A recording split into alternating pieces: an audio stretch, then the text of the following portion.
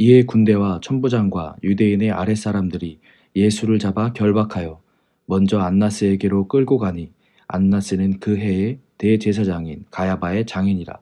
가야바는 유대인들에게 한 사람이 백성을 위하여 죽는 것이 유익하다고 권고하던 자더라.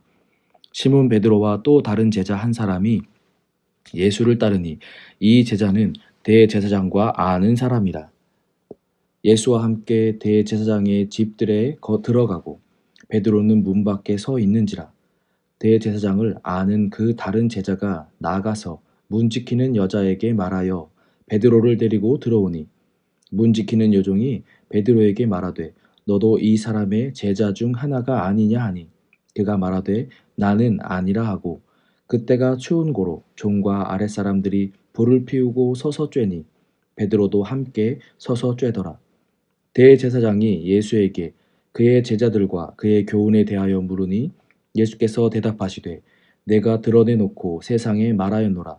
모든 유대인들이 모이는 회당과 성전에서 항상 가르쳤고 은밀하게는 아무것도 말하지 아니하였거늘 어찌하여 내게 묻느냐. 내가 무슨 말을 하였는지 들은 자들에게 물어보라. 그들이 내가 하던 말을 아느니라. 이 말씀을 하심에 곁에 섰던 아랫사람 하나가 손으로 예수를 쳐 이르되 내가 대제사장에게 이같이 대답하느냐 하니 예수께서 대답하시되 내가 말을 잘못하였으면 그 잘못한 것을 증언하라. 바른 말을 하였으면 내가 어찌하여 나를 치느냐 하시더라. 안나스가 예수를 결박한 그대로 대제사장 가야바에게 보내니라. 시몬 베드로가 서서 불을 쬐더니 사람들이 묻되 너도 그 제자 중 하나가 아니냐. 베드로가 부인하여 이르되 나는 아니라 하니 대제사장의 종 하나는 베드로에게 귀를 잘린 사람의 친척이라 이르되 내가 그 사람과 함께 동산에 있는 것을 내가 보지 아니하였느냐. 이에 베드로가 또 부인하니 곧 닭이 울더라. 아멘. 오늘 본문은 예수님께서 잡히신 후에 이리저리 끌려다니시며 심판을 받는 과정과 그 과정 속에서 베드로가 예수님을 부인하는 장면을 말하고 있습니다. 이 과정 속에서 등장하는 안나스 그리고 가야바와 그리고 베드로를 보면서 우리가 걸어가야 할 참된 신앙의 길을 확인하고 결단하는 은혜가 있는 시간이 되기를 소망합니다. 예수님께서는 먼저 안나스라는 자에게 끌려가셨는데 대제사장인 가야바의 장인이라는 사람이었습니다. 대제사장은 가야바인데 안나스에게 먼저 끌고 갔다는 것은 안나스가 가야바보다 더 영향력이 있는 종교 지도자라는 것을 유추해 볼 수가 있습니다. 안나스는 주후 6년에 대제사장으로 임명되고 주후 15년에 빌라도의 전임 총독이었던 그라투스에 의해 해임이 되었습니다. 하지만 은퇴한 대제사장 신분이었음에도 여전히 권력을 가진 사람이었습니다. 유대인들은 로마에 의해 해임된 것을 부당히 여겼고 그래서 여전히 안나스를 인정하고 따랐습니다. 또한 사위의 가야바와 5명의 아들이 서로 돌아가며 대제사장직을 겸하여 맡았기 때문에 수장으로서 인정하고 따르고 있었습니다. 이들은 예수님을 가장 죽이고 싶었던 사람들 중에 가장 수장들 격이었던 사람들입니다.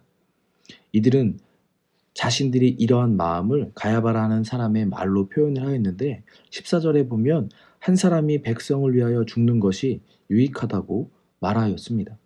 이것이 이들의 대표격이 되는 말이었죠. 종교 지도자이면서 하나님의 뜻을 알지도 못하고 예수님을 알아보지도 못하는 모습을 보이고 있는 모습들입니다. 하나님을 누구보다 잘 따른다고 말하고 그런 자들의 수장이었지만 실상은 하나님을 모르는 자들이었고 자신의 권력을 유지하기 위해 몸부림치는 자들이었습니다.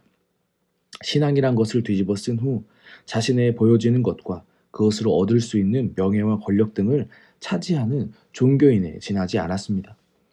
허울뿐인 거룩한 옷을 입고 세상 속에 서서 있는 자들이라고 말할 수가 있죠. 이어서 대제사장 집 문 밖에 서 있던 베드로의 모습이 나타납니다. 이때부터 닭이 울기 전까지 베드로는 3번을 부인하게 됩니다. 첫 번째는 문을 지키는 여종이 베드로가 예수님을 따르는 제자 중에 하나가 아니냐라고 물어보았을 때 아니라고 부인하였습니다. 두 번째는 추워서 불을 쬐고 있던 베드로에게 같이 불을 쬐던 사람들이 너 제자가 아니냐라고 물었을 때 다시 한번 아니라고 부인했습니다. 세 번째는 베드로에게 귀를 잘린 사람의 친척이라는 자가 예수님과 함께 있던 베드로를 보았다고 말하였을 때에도 아니라고 부인하였습니다. 베드로는 죽음도 불사하겠다는 의지를 피력했던 사람이었습니다. 칼을 빼어서 말고의 귀를 자를 만큼 토지를 불태운 사람이기도 했지요. 하지만 베드로는 예수님께서 잡히신 것을 보고 두려움에 휩싸였습니다. 그 결과는 예수님을 모른다고 부인한 것으로 드러났습니다. 첫 번째 부인했을 때 베드로가 도망가지 않고 어떻게든 버티면서 예수님의 상황을 보고 있었던 것을 볼 때 그의 마음은 두렵지만 여전히 예수님을 사랑하고 걱정하고 있는 것을 볼 수가 있습니다.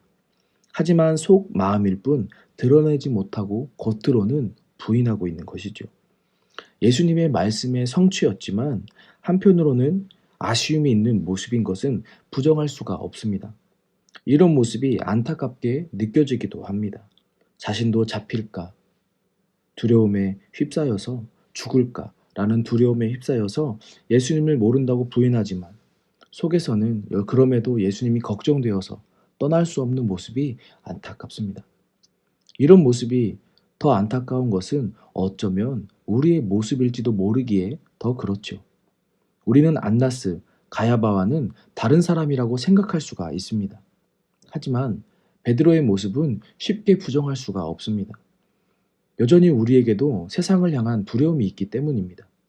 때로는 예수님을 모르는 척 세상과 타협하기도 하고 고난을 받는 것이 두려워서 슬며시 피해가기도 하고 나와 전혀 상관없는 것처럼 세상 속에서 머물기 때문입니다. 그러면서도 마음 한편에서는 예수님을 생각해서 찔려하고 후회하는 모습을 보이는 것 또한 우리들이기 때문입니다. 어쩔 수 없다고 스스로를 위로하고 억지로 타당한 이유를 붙이며 살아가면서도 한쪽에 예수님을 사랑하는 마음이 있기에 그렇죠. 이것은 두렵기 때문입니다. 도태될까? 손해를 볼까? 이상한 사람으로 보일까? 두렵기 때문입니다. 하지만 우리는 기억해야 할 것이 있습니다. 문 안쪽에서 예수님께서 신문을 받으실 때의 모습입니다. 예수님께서는 위협하는 그들 속에서 당당하게 계셨습니다. 꼬투리 하나라도 더 찾으려고 질문하는 그들에게 당당하게 말씀하셨습니다.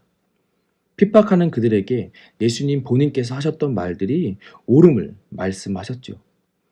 세상을 두려워하지 않는 모습을 보여주셨습니다. 그리고 그 이후의 일은 한 사람이 백성을 위해 죽는 것이 유익하다고 말했던 가야바의 말처럼 죽음의 길을 걸어가셨습니다. 하지만 그 죽음의 길은 가야바가 말한 의도와는 다른 길이었습니다. 모두가 죽음의 길로 알고 비웃고 두려워 부인하고 피하였지만 그 길은 생명의 길이었습니다. 승리의 길이었죠. 우리는 이 길을 기억해야 합니다. 죽음의 길을 따르는 우리가 아닌 생명의 길을 따르는 우리라는 것을 말입니다. 세상이 볼 때 신앙의 길은 비웃음을 사는 길이고 죽으러 가는 길로 보여집니다. 그리고 그것을 진리처럼 여기고 진리처럼 믿고 따르지요. 그래서 예수님의 제자라는 사실을 들키고 싶어 하지 않는 사람들도 나타나기도 합니다. 마음의 짐을 덜기 위해 예배의 자리에 나오기도 하고 그것으로 생색내는 것이 전부인 사람들도 간혹 있습니다. 하지만 예수님께서 걸으셨던 그 길은 생명의 길이었고 소망의 길이었습니다. 우리는 세상의 눈이 아니라 예수님의 눈으로 바라보며 이 길을 걸어가야 합니다. 그리고 말씀으로 순종하며 따라가야 합니다. 우리는 지금 고난주간을 보내고 있습니다. 예수님께서 고난의 길, 죽음의 길을 걸으셨던 것은 우리의 죄 때문입니다. 우리의 모습들 속에서 이러한 모습들을 깨닫고 우리는 회개해야 합니다.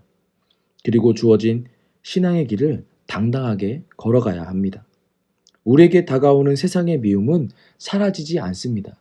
예수님께서도 말씀하셨죠. 그것이 무서워서 피하는 것은 제자가 걸어가야 할 길이 아닙니다. 내게 세상의 미움이 다가올 때 두려움에 부인하는 것이 아니라 제자라는 사실에 감사하고 기뻐하며 하나님을 찾아 무릎 꿇는 우리의 신앙의 삶이 되어야 합니다. 피하는 것이 아니라 오히려 제자됨이 증명되었음을 감사하며 기뻐할 수 있는 우리가 되기를 소망합니다. 이러한 신앙이 우리의 신앙이 되고 이러한 길이 우리의 길이 되기를 다시 한번 예수님의 이름으로 소망합니다. 기도하겠습니다.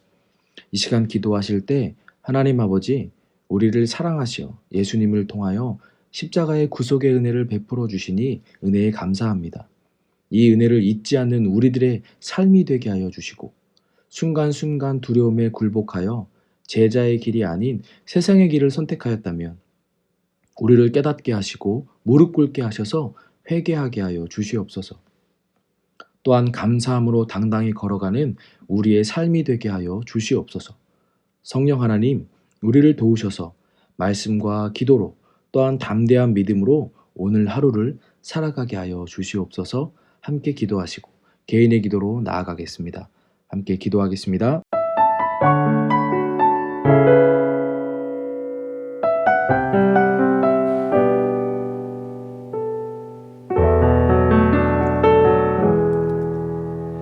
예수 나의 좋은 치료자,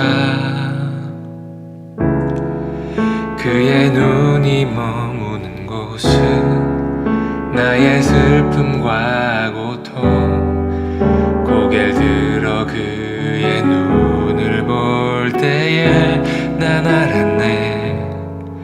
예수 나의 좋은 치료자,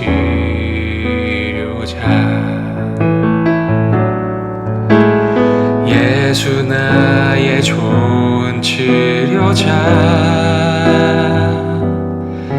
그의 손길이 닿는 곳은 나의 상처와 아픔, 영원히 흐를 것 같았던 눈물 다 멎었네.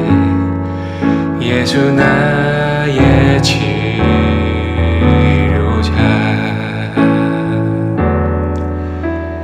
나 노래하리라. 전한 나를 돌아보신 구세주를 찬양해. 하늘 닿는 곳까지 내 손 들리라. 예수 나의 치료자, 예수 나의 좋은 치료자, 그의 손길이 닿는 곳은 나의 상처와 아픔, 영원히 흐를 것 같았던 눈물 다 멎었네. 예수 나의 치료자,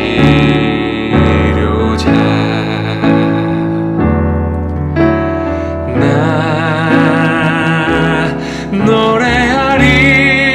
노래하리라. 전한 나를 돌아보신 구세주를 찬양해.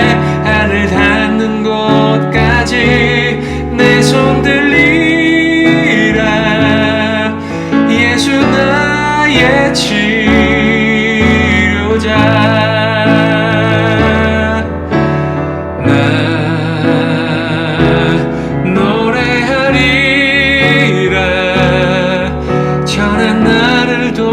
돌아보신 구세주를 찬양해. 하늘 닿는 곳까지 내 손 들리라. 예수 나의 치료자,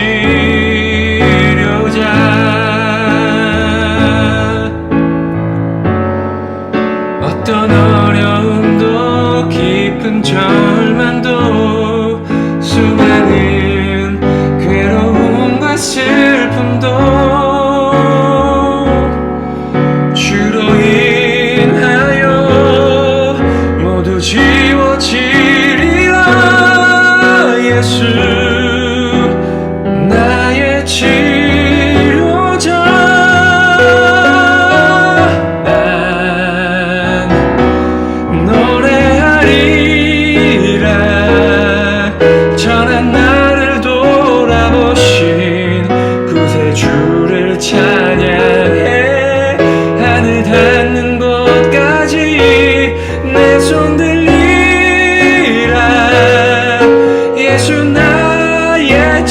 치료자 나 노래하리라 전한 나를 돌아보신 구세주를 찬양해 하늘 닿는 곳까지 내 손 들리라 예수 나의 치료자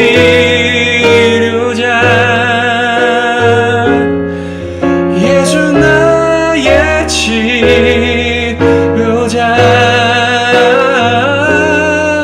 예수 나의 치료자